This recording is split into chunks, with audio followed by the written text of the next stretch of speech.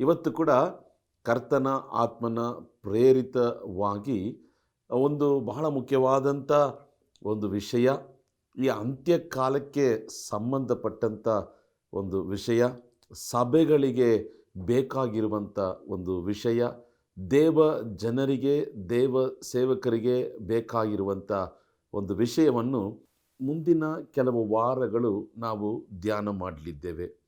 ನಾನು ಕಳೆದ ಡಿಸೆಂಬರ್ ತಿಂಗಳು ದೇವರ ಸನ್ನಿಧಿಯಲ್ಲಿ ಏಕಾಂತವಾಗಿ ಪ್ರಾರ್ಥಿಸ್ತಿದ್ದಾಗ ಕರ್ತನು ಹೇಳಿದಂಥ 2 ಪ್ರಾಮುಖ್ಯವಾದಂಥ ಪುಸ್ತಕಗಳು ಈ ಅಂತ್ಯಕಾಲಕ್ಕೆ, ಒಂದು ಅಪೊಸ್ತಲರ ಕೃತ್ಯಗಳು, ಎರಡನೇದಾಗಿ ಪ್ರಕಟಣೆಗಳು ಅಲ್ವಾ. ಈ ಪ್ರಕಟಣೆಯ ಪುಸ್ತಕ ಬಹಳ ಪ್ರಾಮುಖ್ಯವಾದದ್ದು. ಅದರಲ್ಲಿ 22 ಅಧ್ಯಾಯಗಳು ಒಳಗೊಂಡಿದೆ.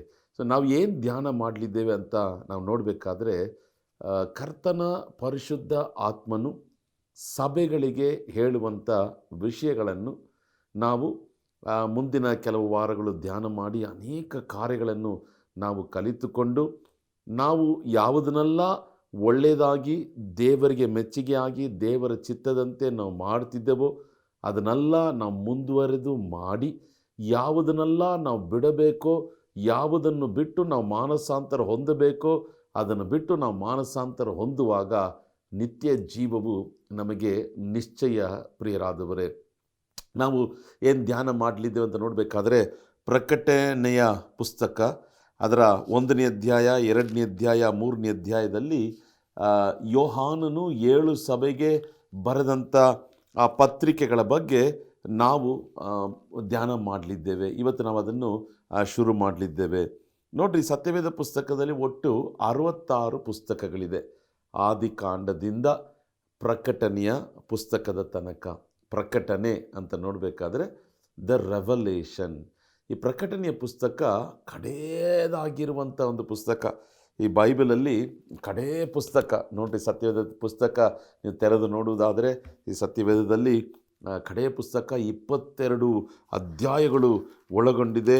22ನೇ ಅಧ್ಯಾಯದ ಆ ಕಡೇ ಮಾತನ್ನು ಕೂಡ, ವಾಕ್ಯವನ್ನು ನೋಡಬೇಕಾದ್ರೆ ನಾವು 21ನೇ ವಾಕ್ಯಗಳು, ನಿಜವಾಗಿ ಬೇಗ ಬರುತ್ತೇನೆ ಎಂದು ಹೇಳುತ್ತಾನೆ, ಹಾಗೆಯೇ ಆಗಲಿ, ಕರ್ತನಾದ ಯೇಸುವೇ ಬಾ, ಕರ್ತನಾದ ಯೇಸುವಿನ ಕೃಪೆ ಎಲ್ಲರೊಂದಿಗೆ ಇರಲಿ, ಆಮೇನ್. ಆಮೇನಿಂದ ಬೈಬಲು ಅಂತ್ಯಗೊಳ್ಳುತ್ತದೆ. ಇದರಲ್ಲಿ ಭಯಂಕರವಾದಂಥ ಆಳವಾದಂಥ ರಹಸ್ಯಗಳು ಒಳಗೊಂಡಿದೆ. ಪ್ರಿಯರಾದವರೇ, ಅನೇಕ ಜನರಿಗೆ ಈ ಪುಸ್ತಕದಲ್ಲಿರುವಂಥ ರಹಸ್ಯಗಳು ಅರ್ಥವಾಗುವುದಿಲ್ಲ. ನನಗೆ ಕೂಡ ನಾನು ಆರಂಭ ಕಾಲದ ರಕ್ಷಣೆ ಹೊಂದಿದಾಗ ಒಂದು ವೇಳೆ 2-3 ಅಧ್ಯಾಯಗಳು ಅರ್ಥವಾಗೋದು, ಅದಾದಮೇಲೆ ಓದಬೇಕಾದ್ರೆ ಏನು ಅರ್ಥವಾಗ್ತಾ ಇರಲಿಲ್ಲ. ಆದರೆ ನಾವು ಇದಕ್ಕೆ ಸ್ವಲ್ಪ ಗಮನ ಕೊಟ್ಟು, ಕಾರಣ ನಾವು ಈ ಅಂತ್ಯಕಾಲದಲ್ಲಿದ್ದೇವೆ. ಅಂತ್ಯಕಾಲದಲ್ಲಿರುವಂಥ ನಾವು ಈ ಪ್ರಕಟಣೆಯ ಪುಸ್ತಕವನ್ನು ಭಾಳ ಜಾಗರೂಕತೆಯಿಂದ, ಎಚ್ಚರಿಕೆಯಾಗಿ, ಗಮನದಿಂದ ಓದಿ ಅದನ್ನು ಧ್ಯಾನ ಮಾಡುವಾಗ ನಿಶ್ಚಯವಾಗಿ ಅಂತ್ಯಕಾಲದಲ್ಲಿ ಏನೆಲ್ಲ ನಡೆಯುತ್ತದೆ, ಸೈತಾನನು ಏನೆಲ್ಲ ಕೃತ್ಯಗಳನ್ನು ಮಾಡಲಿದ್ದಾನೆ, ಪರಿಶುದ್ಧಾತ್ಮನು ಏನೆಲ್ಲ ಕ್ರಿಯೆಗಳನ್ನು ನಡೆಸಲಿದ್ದಾನೆ, ಯೇಸುಕ್ರಿಸ್ತನ ಬರೋಣ ಯಾವಾಗಿರ್ತದೆ, ಯೇಸುಕ್ರಿಸ್ತನ ಬರೋಣಕ್ಕೆ ಮುಂಚಿತವಾಗಿ ಸೈತಾನನು ಯಾವ ರೀತಿಯಾದಂಥ ಪಾಪಗಳನ್ನು, ದ್ವೇಷಗಳನ್ನು ಈ ಲೋಕದಲ್ಲಿ ಹೆಚ್ಚಿಸಿ ಅನೇಕ ಜನರನ್ನು ತನ್ನ ಕಡೆಗೆ ತಿರುಗಿಸಿಕೊಳ್ತಾನೆ ಎಂಬುದಾಗಿ ಅಂತ್ಯಕಾಲಕ್ಕೆ ಸಂಬಂಧಪಟ್ಟಂಥ ಅನೇಕ ರಹಸ್ಯಗಳು, ಈ ಪುಸ್ತಕದ ಹೆಸರಿಗೆ ತಕ್ಕ ಹಾಗೆ ಅನೇಕ ಪ್ರಕಟಣೆಗಳು 22 ಅಧ್ಯಾಯದಲ್ಲಿ ಒಳಗೊಂಡಿದೆ. ಪ್ರಿಯರಾದವರೇ, ಇದಕ್ಕೆ ಆಧಾರ ಅಥವಾ ರೆಫರೆನ್ಸ್ ನೋಡಬೇಕಾದ್ರೆ ದಾನಿಯೇಲನ ಪುಸ್ತಕ, ಪ್ರವಾದಿಗಳ ಪುಸ್ತಕ, ಎಜೇಕಿಯೇಲ್ ಪ್ರವಾದನೆಯ ಗ್ರಂಥ, ಈ ರೀತಿಯಾಗಿ ಅನೇಕ ಇಂಟರ್ ಕನೆಕ್ಷನ್ಗಳು ಸತ್ಯವೇದ ಪುಸ್ತಕದಲ್ಲಿ ಕಾಣಲ್ಪಡುತ್ತದೆ. ನನ್ನ ಪ್ರಿಯ ಸಹೋದರ ಸಹೋದರಿಯೇ, ಆದರೆ ನಾವು ಈ 7 ಸಭೆಗಳ ಬಗ್ಗೆ ನಾವು ಧ್ಯಾನ ಮಾಡಲಿದ್ದೇವೆ. 7 ಸಭೆಗಳಿಗೆ ದೇವರು ಬರೆದುವಂಥ ಪತ್ರಿಕೆಗಳು, ಅದರ ಬಗ್ಗೆ ನಾವು ಧ್ಯಾನ ಮಾಡಲಿದ್ದೇವೆ. ಅದಕ್ಕೆ ಮುಂಚಿತವಾಗಿ ನಾವು ಕೆಲವೊಂದು ವಾಕ್ಯಗಳನ್ನು ಓದೋಣ. ಈ ಯೋಹಾನನು ಬರೆದ ಈ ಪ್ರಕಟಣೆ ಅದರ 1ನೇ ಅಧ್ಯಾಯದ ಮೊದಲ 4 ವಾಕ್ಯಗಳನ್ನು ಓದೋಣ. ಅದಾದ ನಂತರ 9ರಿಂದ 11ನೇ ವಾಕ್ಯದ ತನಕ ನಾವು ನೋಡೋಣ. ಇವತ್ತು ಬರೀ ಪರಿಚಯ ಮಾತ್ರ. ಮುಂದಿನ ವಾರದಿಂದ ನಾವು ಒಂದೊಂದು ಸಭೆಯ ಬಗ್ಗೆ ನಾವು ತೆಗೆದು ಧ್ಯಾನ ಮಾಡೋಣ. ನಾವು ಯಾವುದನ್ನು ಬಿಟ್ಟು ಮಾನಸಾಂತರ ಹೊಂದಬೇಕೋ ಅದನ್ನು ಬಿಟ್ಟು ನಾವು ಮಾನಸಾಂತರ ಹೊಂದುವಾಗ ದೇವರು ನಮ್ಮಲ್ಲಿ ಮೆಚ್ಚುಗೆ ಆಗಿರ್ತಾನೆ, ನಮ್ಮನ್ನು ಆಶೀರ್ವದಿಸುವಂಥ ದೇವರಾಗಿದ್ದಾನೆ. ಯೋಹಾನನು ಬರೆದ ಪ್ರಕಟಣೆ 1ನೇ ಅಧ್ಯಾಯ ಅದರ 1ರಿಂದ 3ನೇ ವಾಕ್ಯದ ತನಕ, ಯೇಸು ಕ್ರಿಸ್ತನ ಪ್ರಕಟಣೆಯು ಆತನು ಬೇಗನೆ ಸಂಭವಿಸಬೇಕಾಗಿರುವ ಸಂಗತಿಗಳನ್ನು ತನ್ನ ದಾಸರಿಗೆ ತೋರಿಸುವುದಕ್ಕಾಗಿ ದೇವರಿಂದ ಈ ಪ್ರಕಟಣೆಯನ್ನು ಹೊಂದಿದವನು. ಇದಲ್ಲದೆ ಆತನು ತನ್ನ ದೂತನನ್ನು ಕಳುಹಿಸಿ ಅವನ ಮೂಲಕ ಈ ಸಂಗತಿಗಳನ್ನು ತನ್ನ ದಾಸನಾದ ಯೋಹಾನನಿಗೆ ಸೂಚಿಸಿದನು. ಯೋಹಾನನು ತಾನು ಕಂಡದ್ದನ್ನೆಲ್ಲ ತಿಳಿಸುವವನಾಗಿ ದೇವರ ವಾಕ್ಯದ ವಿಷಯವಾಗಿಯೂ ಯೇಸು ಕ್ರಿಸ್ತನು ಹೇಳಿದ ಸಾಕ್ಷಿಯ ವಿಷಯವಾಗಿಯೂ ಸಾಕ್ಷಿ ಕೊಟ್ಟನು. 3ನೇ ವಾಕ್ಯ, ಈ ಪ್ರವಾದನಾ ವಾಕ್ಯಗಳನ್ನು ಓದುವಂಥವನು, ಕೇಳುವಂಥವರು, ಈ ಪ್ರವಾದನೆಯಲ್ಲಿ ಬರೆದಿರುವ ಮಾತುಗಳನ್ನು ಕೈಗೊಂಡು ನಡೆಯುವಂಥವರು ಧನ್ಯರು, ಅವರು ನೆರವೇರುವ ಸಮಯವು ಸಮೀಪವಾಗಿದೆ. 4ನೇ ವಾಕ್ಯ, ಆಸ್ಯ ಸೀಮೆಯಲ್ಲಿರುವ 7 ಸಭೆಗಳಿಗೆ ಯೋಹಾನನು ಬರೆಯುವುದೇನೆಂದರೆ. ಪ್ರಿಯರಾದವರೇ, ಈ ಪರಿಚಯದಲ್ಲಿ ನೋಡಬೇಕಾದ್ರೆ ಕರ್ತನಾದಂಥ ಯೇಸು ಕ್ರಿಸ್ತನು ಯೋಹಾನನುಗೊಂಡು 7 ಸಭೆಗಳಿಗೆ ಬರೆಯಬೇಕೆಂಬುದಾಗಿ ಆತನೇ ಸೂಚಿಸಿ ಆತನೇ ಹೇಳಿರುವಂಥ ಕಾರ್ಯವು ಇಲ್ಲಿ ಆ ಪೀಠಿಕೆಯಲ್ಲಿ ಪರಿಚಯದಲ್ಲಿ ನಾವು ನೋಡ್ತೇವೆ. ಈ ಪ್ರವಾದನಾ ವಾಕ್ಯವನ್ನು ಓದುವವನು, ಕೇಳುವವರು, ಈ ಮಾತುಗಳನ್ನು ಕೈಗೊಂಡು ನಡೆಯುವವರು ಧನ್ಯರು, ಅವು ನೆರವೇರುವ ಸಮಯವು ಸಮೀಪವಾಗಿದೆ. ಪ್ರಿಯ ಸಹೋದರ, ಈ ಪ್ರಕಟಣೆಯ ಪುಸ್ತಕವನ್ನು ಓದುವವರು, ಈ ಪ್ರಕಟಣೆಯ ಪುಸ್ತಕವನ್ನು ಕೇಳಿಸಿಕೊಳ್ಳುವವರು, ಈ ಓದಿದಂಥ ಕಾರ್ಯದ ಹಾಗೆ ನಡೆದುಕೊಳ್ಳುವವರು ಅವರು ಧನ್ಯರು, ಅವರು ಭಾಗ್ಯವಂತರು, ಭಾಗ್ಯಶಾಲಿಗಳು ಎಂಬುದಾಗಿ ಕರ್ತನು ಹೇಳ್ತಿದ್ದಾನೆ. ಆಮೇನ್. ಆದ್ದರಿಂದ ಒಂದು ವೇಳೆ ಇದುವರೆಗೂ ಪ್ರಕಟಣೆಯ ಪುಸ್ತಕನೇ ಓದಲಿಲ್ಲ ಅಂದರೆ ದಯವಿಟ್ಟು ಇವತ್ತಿನಿಂದ ಓದೋಕ್ಕೆ ಶುರು ಮಾಡಿರಿ. 22 ಅಧ್ಯಾಯಗಳು ಓದೋಣ. ಪರಿಶುದ್ಧಾತ್ಮನು ಇದರ ರಹಸ್ಯಗಳನ್ನು, ಪ್ರಕಟಣೆಗಳನ್ನು ಅರ್ಥ ಮಾಡಿಕೊಳ್ಳಲು ಸಹಾಯ ಮಾಡ್ತಾನೆ. ಏನು ಹೇಳ್ತಿದ್ದಾನೆ ಪರಿಶುದ್ಧಾತ್ಮನು? ಆಸಿಯಾ ಸೀಮೆಯ 7 ಸಭೆಗಳಿಗೆ ಯೋಹಾನನು ಪತ್ರಿಕೆ ಬರೆಯುವಂತೆ ಪರಿಶುದ್ಧಾತ್ಮನು ಪ್ರೇರೇಪಿಸುತ್ತಿದ್ದಾನೆ. ಆಸಿಯಾ ಸೀಮೆ ಅಂತ ನೋಡಬೇಕಾದ್ರೆ ಇವತ್ತಿರುವಂಥ ನ್ಯೂ ಟರ್ಕಿ, ಈ 7 ಸಭೆಗಳು ಇರುವಂಥ ಜಾಗಗಳು ಈಗಿರುವಂಥ ನ್ಯೂ ಟರ್ಕಿ ಎಂಬುದಾಗಿ ಹೇಳಲ್ಪಡುತ್ತದೆ. 7 ಜಾಗದಲ್ಲಿ ಇರುವಂಥ 7 ಸಭೆಗಳಿಗೆ ಕರ್ತನು ಪತ್ರಿಕೆಗಳ ಮುಖಾಂತರವಾಗಿ ತನ್ನ ಸಂದೇಶವನ್ನು ಹೇಳ್ತಿದ್ದಾನೆ. ಇಲ್ಲಿ ಯೋಹಾನನ್ಗೆ ಹೇಳ್ತಿದ್ದಾನೆ, ನೀನು ಬರೆಯಬೇಕು. ಏನು ಮಾಡಬೇಕು? ಬರೆಯಬೇಕು. ನಾನು ಬರೆಯುವುದರ ಪ್ರಾಮುಖ್ಯತೆಯ ಬಗ್ಗೆ ಇನ್ನು ಸ್ವಲ್ಪ ಸಮಯದಲ್ಲಿ ನಾನು ಹೇಳಲು ಬಯಸುತ್ತೇನೆ.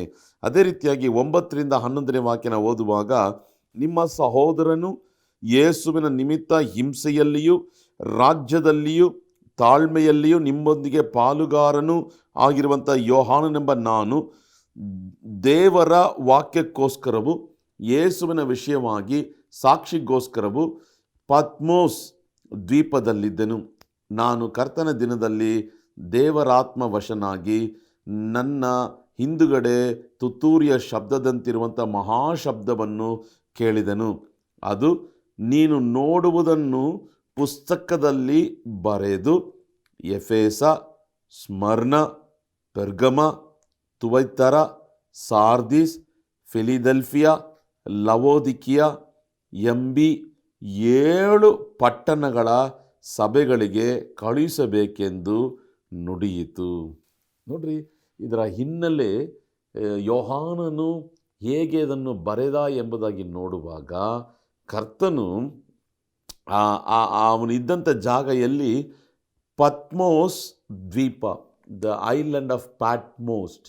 ಅಲ್ಲಿ ಕರ್ತನಾತ್ಮನ ವಶವಾಗಿ, ಕರ್ತನಾತ್ಮನು ಆತನನ್ನು ತುಂಬಿಸಿ, ಕರ್ತನ ಹಸ್ತವು ಆತನ ಮೇಲೆ ಬಂದು ಆತನ ಹಿಂದೆ ತುತ್ತೂರಿ ಊದುವಂಥ ಒಂದು ಶಬ್ದ ಕೇಳಿಸಿತು.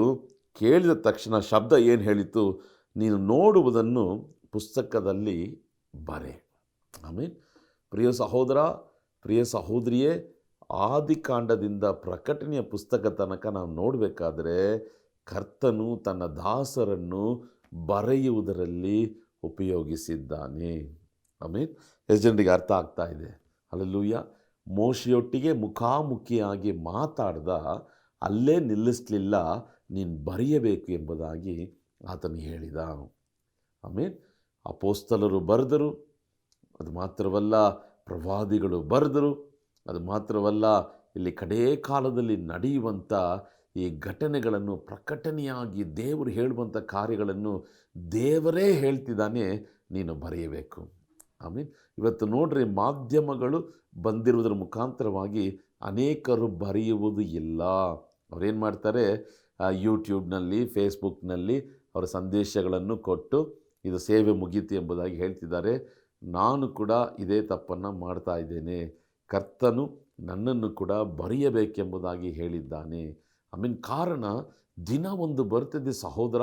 ಪರಿಶುದ್ಧಾತ್ಮ ನನಗೆ ಹೇಳಿದಂಥ, ಪ್ರಕಟಿಸಿದಂಥ ಒಂದು ಕಾರ್ಯ ಏನು ಗೊತ್ತಾ? Literature revival is going to come. ಪುಸ್ತಕದ ಒಂದು ಉಜ್ಜೀವನ, ಆತ್ಮಿಕ ಪುಸ್ತಕಗಳನ್ನು ಕೊಂಡು ಕರ್ತನ ಪುನಃ ತನ್ನ ಜನರನ್ನು ತಟ್ಟಿ ಎಬ್ಬಿಸಿ ಮಹತ್ತಾದ ಕಾರ್ಯಗಳನ್ನು, ಜನರ ಆತ್ಮಿಕ ಬೆಳವಣಿಗೆ, ಒಂದು ಉಜ್ಜೀವನವನ್ನು ತರುವಂಥ ಕಾಲವು ಬಹಳ ಸಮೀಪವಾಗಿದೆ. ನೀವು ಪುಸ್ತಕಗಳನ್ನು ಓದಿ ಎಷ್ಟು ದಿನಗಳಾಯಿತು, ಎಷ್ಟು ತಿಂಗಳಾಯಿತು, ಎಷ್ಟು ವರ್ಷಗಳಾಯಿತು? ನಾನು 2001ನೇ ವರ್ಷದಲ್ಲಿ ರಕ್ಷಣೆ ಹೊಂದಿದೆ. ಆಗ ಇಷ್ಟರ ಮಟ್ಟಿಗೆ ಸ್ಮಾರ್ಟ್ಫೋನ್ ಇರಲಿಲ್ಲ, ಟಿ ವಿನಲ್ಲಿ ಅಷ್ಟು ಪ್ರೋಗ್ರಾಮ್ಗಳಿರಲಿಲ್ಲ. ಆಗ ನನ್ನನ್ನು ಮಾರ್ಗದರ್ಶನ ನೀಡಿದವರು ಅನೇಕ ಪುಸ್ತಕಗಳನ್ನು ಓದುವಂತೆ ನನಗೆ ಹೇಳಿಕೊಟ್ರು. ನಾನು ಅನೇಕ ಆತ್ಮಿಕ ಪುಸ್ತಕಗಳನ್ನು ಓದಿದ್ದೇನೆ, ಅನೇಕ ಬಯೋಗ್ರಾಫಿಗಳನ್ನು ಓದಿದ್ದೇನೆ, ಅನೇಕ ಜನರ ಆತ್ಮಿಕ ಅವರ ಸೇವೆಯ ಮಾರ್ಗ ಹೇಗಿತ್ತು ಎಂಬುದಾಗಿ ಅದರ ಸಂಗತಿಗಳನ್ನು ನಾನು ಓದಿದ್ದೇನೆ. ಅದು ನನ್ನ ಆತ್ಮಿಕ ಜೀವಿತಕ್ಕೆ ಬಹಳ ಬಲವನ್ನು ಕೊಂಡು ಬಂದದಾಗಿ ಕಾಣಲ್ಪಟ್ಟಿತ್ತು. ಇವತ್ತು ಪುಸ್ತಕಗಳನ್ನು ಓದುವವರೇ ಇಲ್ಲ ಅಲ್ವಾ? ಏನು ಮಾಡ್ತಾರೆ, ಈ ಮೊಬೈಲ್ ತಗೋತಾರೆ, ಅದರ ಮುಂದೆ ತಲೆಬಾಗಿ ಹಾಗೆ ನಿಂತ್ಕೊಳ್ತಾರೆ. ಪ್ರಿಯ ಸಹೋದರ, ಒಂದು ವೇಳೆ ನೀವು ಸೇವೆ ಮಾಡ್ತಾ ಇರುವುದಾದರೆ ದಯವಿಟ್ಟು ಕರ್ತನು ಹೇಳುವಂಥ ಕಾರ್ಯಗಳನ್ನು ಬರೆಯೋದಕ್ಕೆ ಶುರು ಮಾಡಿರಿ. ಇಲ್ಲಿ ಕರ್ತನು ಹೇಳ್ತಿದ್ದಾನೆ, ನೀನು ಏನೆಲ್ಲ ನೋಡ್ತೀಯೋ ಅದನ್ನು ಬರೆ. ನನಗೆ ಕೂಡ ಕರ್ತನ ಅದನ್ನೇ ಹೇಳಿದ್ದಾನೆ. ಈ ವರ್ಷ ನಾನು ಬರಿಬೇಕೆಂಬುದಾಗಿ ನಾನು ತೀರ್ಮಾನ ಮಾಡಿದ್ದೇನೆ. ನಾನು ಕೆಲಸ ಮಾಡುತ್ತಾ ಸೇವೆ ಮಾಡುವುದರ ನಿಮಿತ್ತವಾಗಿ ನನಗೆ ಸಮಯ ಸಿಗ್ತಾ ಇಲ್ಲ. ಶನಿವಾರ ಭಾನುವಾರ ಸೇವೆ. ಆದರೆ ದೇವರು ಹೇಳ್ದ, ನೀನೇ ಸಮಯವನ್ನು ನೀನೇ ಅದನ್ನು ಸ್ವಲ್ಪ ಏರ್ಪಾಡು ಮಾಡಿಕೊಂಡು ನೀನು ಕೂತು ಬರೆದರೆ ಆ ಪುಸ್ತಕಗಳು ಅನೇಕ ಜನರಿಗೆ ಆಶೀರ್ವಾದವಾಗಿರ್ತದೆ. ನನಗೆ ತುಂಬ ಅದೇ ಆಶ್ಚರ್ಯ. ಮೋಶೆ ಪುಸ್ತಕಗಳನ್ನು ಬರೆದ. ನಮ್ಮ ಕರದಲ್ಲಿ ಕೊಡಲ್ಪಟ್ಟಿರುವಂಥ ಈ ಪುಸ್ತಕ ಪರಿಶುದ್ಧಾತ್ಮನ ಪ್ರೇರಿತರಾಗಿ 40 ದೇವದಾಸರು ಬರೆಯಲಿಲ್ಲ ಅಂದರೆ ನಮಗೆ ಪುಸ್ತಕ ಸಿಗ್ತಾ ಇರಲಿಲ್ಲ. ಆದ್ದರಿಂದ ನಾನು ನಿಮ್ಮನ್ನು ಉತ್ತೇಜನ ಪಡಿಸ್ತೇನೆ, ನೀವು ಸೇವೆ ಮಾಡ್ತಿದ್ರು ಸರಿ, ಅಥವಾ ಸಾಧಾರಣ ವಿಶ್ವಾಸಿಗಳಾಗಿದ್ದರೂ ಸರಿ, ಪಾಸ್ಟರ್ ಆಗಿದ್ದರೂ ಸರಿ, ಇವ್ಯಾಂಜಲಿಸ್ಟ್ ಆಗಿದ್ದರೂ ಸರಿ, ಕರ್ತನು ಹೇಳುವಂಥ ಸಂಗತಿಗಳನ್ನು ಚಿಕ್ಕ ಚಿಕ್ಕ ಪುಸ್ತಕಗಳಾಗಿ ಬರೆಯಿರಿ, ಬಿಡುಗಡೆ ಮಾಡಿರಿ. ಕನ್ನಡ ಭಾಷೆಯಲ್ಲೇ ಬರೆಯಿರಿ. ಅನೇಕ ಜನರಿಗೆ ಅದು ಆಶೀರ್ವಾದವಾಗಿ ಇರ್ತದೆ. ಇದು ಕರ್ತನು ಯೋಹಾನನಿಗೆ ಹೇಳುವಂಥ ಕಾರ್ಯ. ನೀನು ನೋಡುವುದನ್ನೆಲ್ಲ ಪುಸ್ತಕದಲ್ಲಿ ಬರೆ. ಹಲ್ಲೆಲೂಯ. ನಾನು ನಿನಗೆ ಆತ್ಮಿಕವಾದಂಥ ಇದುವರೆಗೆ ಈ ಲೋಕದಲ್ಲಿ ಯಾರು ನೋಡದೇ ಇರುವಂಥ ಕಾರ್ಯಗಳನ್ನು ನಾನು ನಿನಗೆ ತೋರಿಸುವೆ. ನೀನು ನೋಡುವುದನ್ನೆಲ್ಲ ನಿನ್ನಲ್ಲೇ ಇಟ್ಕೋಬೇಡ, ನೀನು ನೋಡುವುದನ್ನೆಲ್ಲ ನೀನು ಬರೆ. ನೀನು ಬರೆದರೆ ಅದು 2000 ವರ್ಷಗಳ ನಂತರ ನನ್ನ ಜನರಿಗೆ ಅದು ಆಶೀರ್ವಾದವಾಗಿರ್ತದೆ. ಆಮೇಲೆ ನೋಡ್ರಿ, ಅವತ್ತು ಅವರು ಬರೀಲಿಲ್ಲ ಅಂದರೆ ಇವತ್ತು ನಮ್ಮ ಕರದಲ್ಲಿ ಇದು ಸಿಗ್ತಿರಲಿಲ್ಲ. ನಾವು ಅನೇಕ ಸಾರಿ ಸೋಮಾರಿಗಳಾಗಿರೋದ್ರಿಂದ ನಾವು ಬರೆಯೋದೇ ಇಲ್ಲ. ದಯವಿಟ್ಟು ಸ್ವಲ್ಪ ಸಮಯವನ್ನು ತೆಗೆದುಕೊಂಡು, ಪೌಲನು ಆಗಾಗ ಸೆರೆಮನೆಗೆ ಹೋಗಿ ಅನೇಕ ಪತ್ರಿಕೆಗಳನ್ನು ಬರೆದ. ಇಲ್ಲಿ ಪತ್ಮೋಸ್ ದ್ವೀಪದಲ್ಲಿ ಕರ್ತನು ಯೋಹಾನನ್ನು ಕರ್ಕೊಂಡೋಗಿ ಈ ಪುಸ್ತಕವನ್ನು ಬರೆಯುವಂತೆ ಉಪಯೋಗ ಮಾಡಿದ. ಆದ್ದರಿಂದ ಬರೆಯೋದು ಒಳ್ಳೆಯದು. ದಯವಿಟ್ಟು ಬರೆಯಿರಿ, ಪುಸ್ತಕಗಳಾಗಿ ಬಿಡುಗಡೆ ಮಾಡಿರಿ. ಕರ್ತನು ನಿಮ್ಮ ಸೇವೆಯನ್ನುಗೊಂಡು ಅನೇಕ ಜನರಿಗೆ ಆಶೀರ್ವಾದವಾಗಿ ಉಪಯೋಗ ಮಾಡಲು ಆತನು ಸರ್ವಶಕ್ತನಾಗಿರುವಂಥ ದೇವರಾಗಿದ್ದಾನೆ. ಆ 7 ಸಭೆಗಳಿಗೆ, 7 ಪಟ್ಟಣದಲ್ಲಿರುವಂಥ 7 ಸಭೆಗಳಿಗೆ ನೋಡಿ, ಸತ್ಯವೇದ ಪುಸ್ತಕದಲ್ಲಿ 7 ಎಂಬುದು ಒಂದು ಪರಿಪೂರ್ಣವಾದಂಥ ಒಂದು ಸಂಖ್ಯೆ ಅಲ್ವಾ? 7 ದಿನಗಳು, ವಾರದಲ್ಲಿ 7 ದಿನಗಳು, 7 ಆತ್ಮಗಳು, 7 ನಕ್ಷತ್ರಗಳು, 7 ಸಭೆಗಳು, 7 ದೇವದೂತರು, ಈ ರೀತಿಯಾಗಿ 7 ಎಂಬುದು ಒಂದು ಪರಿಪೂರ್ಣವನ್ನು ಸೂಚಿಸುವಂಥದ್ದಾಗಿ ಕಾಣಲ್ಪಡುತ್ತದೆ.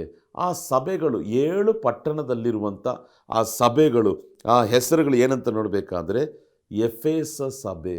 ಆಮೇಲೆ ನನ್ನೊಟ್ಟಿಗೆ ಎಲ್ಲ ಹೇಳ್ರಿ, ಎಫೆಸ ಸಭೆ, ದ ಚರ್ಚ್ ಆಫ್ ಎಫೆಸಸ್ ಅಲ್ವಾ. ಎರಡನೇದು ಸ್ಮಿರ್ನ ಸಭೆ, ಸ್ಮರ್ನ ಸಭೆ.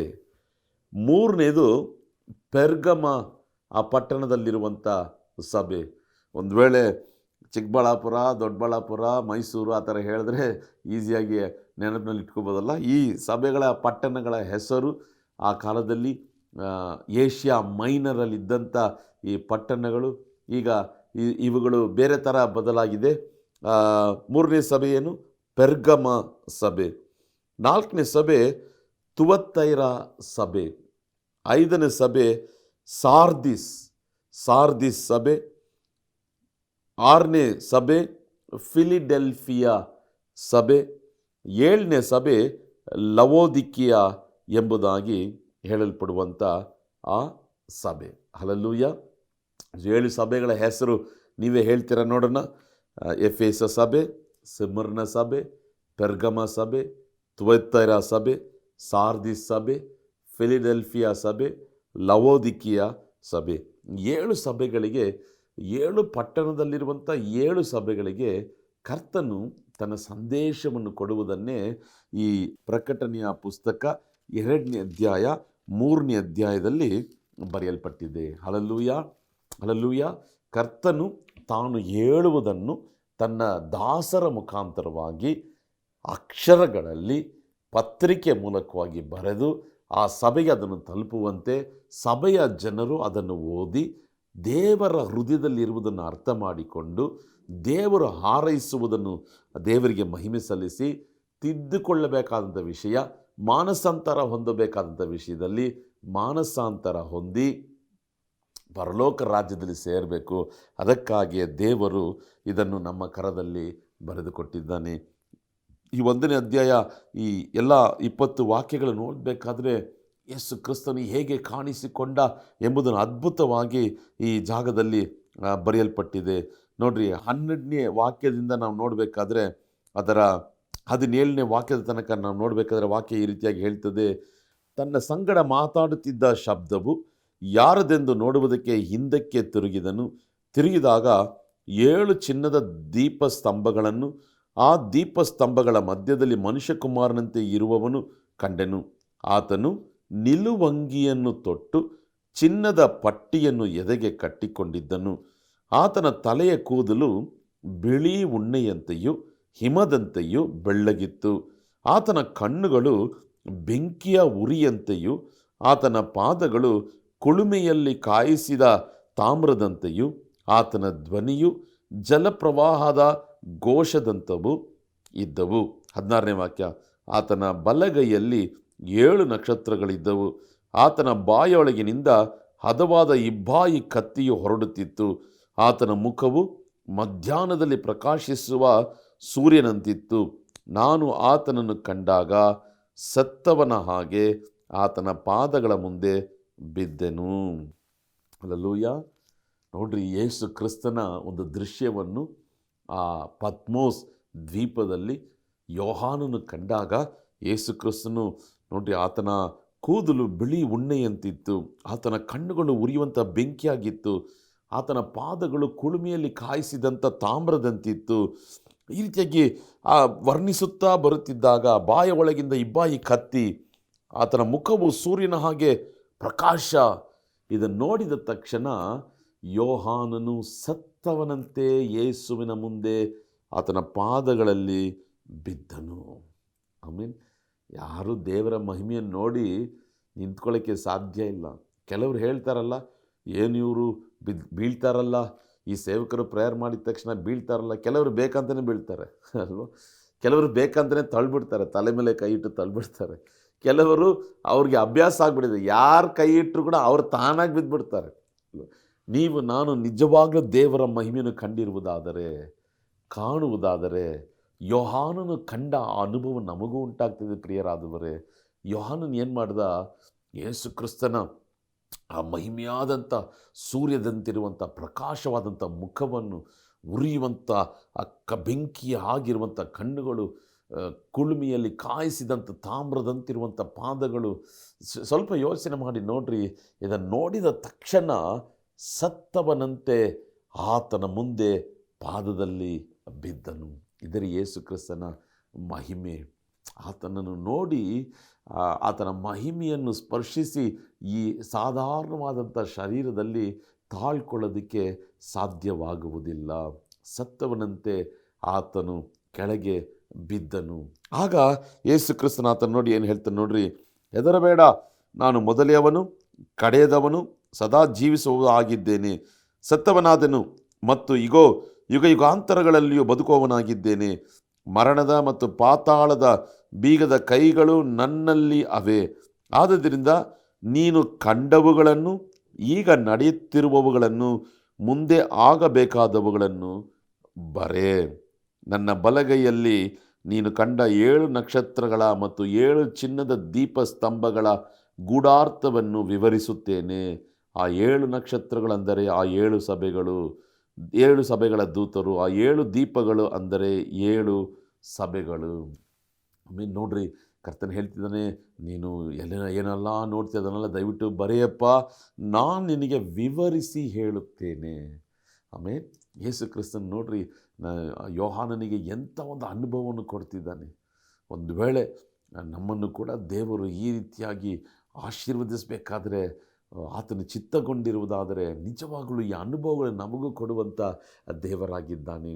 ಅಂತ್ಯಕಾಲದಲ್ಲಿ ನಡೆಯುವಂಥ ಈ ಪ್ರಕಟಣೆಗಳನ್ನು ಅರ್ಥ ಮಾಡಿಕೊಂಡು ಇದನ್ನು ಆತನೇ ನಮಗೆ ವಿವರಿಸಿ ಹೇಳಿ, ಇದನ್ನು ನಾವು ಜನರಿಗೆ ವಿವರಿಸಿ ಹೇಳುವಂತೆ ದೇವರು ನಮಗೆ ಕೃಪೆಯನ್ನು ಆತನು ಅನುಗ್ರಹಿಸುವಂಥ ದೇವರಾಗಿದ್ದಾನೆ. Hallelujah, hallelujah, hallelujah. ಸೊ ಆ 7 ಸಭೆಗಳ ಹೆಸರು ಹೇಳ್ತೀರಾ? Ephesus, Smyrna, Pergamum, Thyatira, Sardis, Philadelphia, Laodicea. Hallelujah. ಈ ಸಭೆಗಳಿಗೆ ಕರ್ತನು ಯೋಹಾನನ ಮುಖಾಂತರವಾಗಿ ಬರೆದಂಥ ಪತ್ರಿಕೆಯನ್ನೇ ನಾವು ಮುಂದಿನ ವಾರದಿಂದ ನಾವು ಧ್ಯಾನ ಮಾಡಲಿದ್ದೇವೆ. ನೋಡ್ರಿ, ಈ ಮೊದಲನೇ ಸಭೆ ಎಫೆಸ ಸಭೆಯ ಬಗ್ಗೆ ಪ್ರಕಟಣೆಯ ಪುಸ್ತಕ 2ನೇ ಅಧ್ಯಾಯ 1ರಿಂದ 11ನೇ ವಾಕ್ಯದ ತನಕ. ಎಫೆಸ ಆ ಪಟ್ಟಣದಲ್ಲಿರುವಂಥ ಸಭೆಗೆ ಪ್ರಕಟಣೆಗಳು 2ನೇ ಅಧ್ಯಾಯ 1ರಿಂದ 11. ಪೆರ್ಗಮ ಸಭೆಯ ದೂತನಿಗೆ 2ನೇ ಅಧ್ಯಾಯ 12ರಿಂದ 17. ತುವೈತೆರ ಆ ಸಭೆಯ ದೂತನಿಗೆ ಹೇಳುವಂಥ ವಾಕ್ಯಗಳು 2ನೇ ಅಧ್ಯಾಯ ಪ್ರಕಟಣೆಗಳು 18ರಿಂದ 29. ಅದು ಮಾತ್ರ ಅಲ್ಲ, ಸಾರ್ದಿಸ್ನಲ್ಲಿರುವಂಥ ಸಭೆಯ ದೂತನಿಗೆ ಅದು 3ನೇ ಅಧ್ಯಾಯ ಪ್ರಕಟಣೆ 3ನೇ ಅಧ್ಯಾಯ 1ರಿಂದ 6. ಫಿಲಿಡೆಲ್ಫಿಯಾ ಸಭೆಯಲ್ಲಿರುವಂಥ ದೂತನಿಗೆ ಪ್ರಕಟಣೆ 3ನೇ ಅಧ್ಯಾಯ 7ರಿಂದ 13. ಲವೋದಿಕಿಯ 7ನೇ ಸಭೆ, ಲವೋದಿಕಿಯ ಸಭೆಯಲ್ಲಿರುವಂಥ ದೂತನಿಗೆ ಅದು 3ನೇ ಅಧ್ಯಾಯ 14ನೇ ವಾಕ್ಯದಿಂದ 22ನೇ ವಾಕ್ಯದ ತನಕ. ಹಲ್ಲೆಲೂಯಾ. ಸೊ ಒಂದೊಂದು ಸಭೆಗೂ ದೇವರು ಹೇಳುವಂಥ ಸಂದೇಶವನ್ನು ನಾವು ಸ್ವಲ್ಪ ಆಳವಾಗಿ ನಾವು ಧ್ಯಾನ ಮಾಡೋಣ. ಈಗ ಒಂದೊಂದು ಸಭೆಗೆ ದೇವರು ಹೇಳುವಂಥ ಕಾರ್ಯಗಳು ನೋಡಬೇಕಾದ್ರೆ, ಮೊದಲು ದೇವರು ತನ್ನ ಕಾರ್ಯಗಳನ್ನು ಪ್ರಕಟಿಸಿ ತೋರಿಸುವುದನ್ನು ನಾವು ನೋಡ್ತೇವೆ. ತನ್ನನ್ನೇ ಪ್ರಕಟಿಸಿ ತೋರಿಸುವುದನ್ನು ನಾವು ನೋಡ್ತೇವೆ. ಎರಡನೇದಾಗಿ ನಾವು ನೋಡಬೇಕಾದ್ರೆ, ಆ ಸಭೆ ಯಾವುದನ್ನೆಲ್ಲ ಒಳ್ಳೆ ಕಾರ್ಯಗಳನ್ನು ಮಾಡ್ತಿದೆಯೋ ಅದನ್ನು ನೋಡಿ ಹಾರೈಸುವುದನ್ನು ನಾವು ನೋಡ್ತಿದ್ದೇವೆ. Appreciate, God is appreciating the church.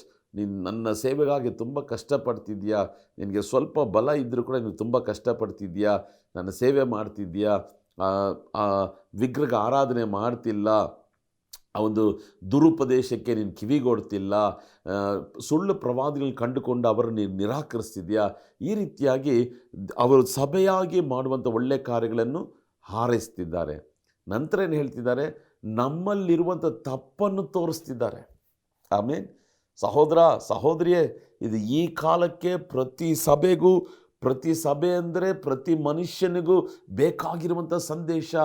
ನಾವು ಮಾಡುವಂಥ ತಪ್ಪನ್ನು ಕರ್ತನು ನಮಗೆ ತೋರಿಸಿಕೊಡ್ತಾನೆ. ಸುಮ್ಮನೆ ಅಪ್ರಿಷಿಯೇಟ್ ಮಾತ್ರ ಮಾಡೋದಿಲ್ಲ. ನಾವು ಮಾಡುವಂಥ ತಪ್ಪು, ನೀನು ತಪ್ಪು ಮಾಡ್ತಿದ್ಯಾ, ಇದನ್ನು ತಿದ್ದಿಕೋ ಎಂಬುದಾಗಿ ತೋರಿಸ್ಕೊಡ್ತಿದ್ದಾನೆ. ನೋಡ್ರಿ, ಎಫೆಸ ಸಭೆಗೆ ಹೇಳಬೇಕಾದ್ರೆ, ನೀನು ಮೊದಲಿದ್ದಂಥ ಪ್ರೀತಿ ಈಗ ನನಗೆ ತೋರಿಸ್ತಿಲ್ಲ. You have lost the first love. ನೀನು ಮೊದಲು ನನ್ನ ಎಷ್ಟಾಗಿ ಪ್ರೀತಿಸ್ತಿದ್ದೆ, ಈಗ ಅದನ್ನು ನೀನು ಮಾಡ್ತಿಲ್ಲ. ನಿನ್ನ ಪ್ರೀತಿ ಲೋಕದ ಮೇಲೆ ಇದೆ, ನನ್ನ ಮೇಲಿರುವಂಥ ಪ್ರೀತಿ ಅರ್ಧಂಬರ್ಧವಾಗಿದೆ.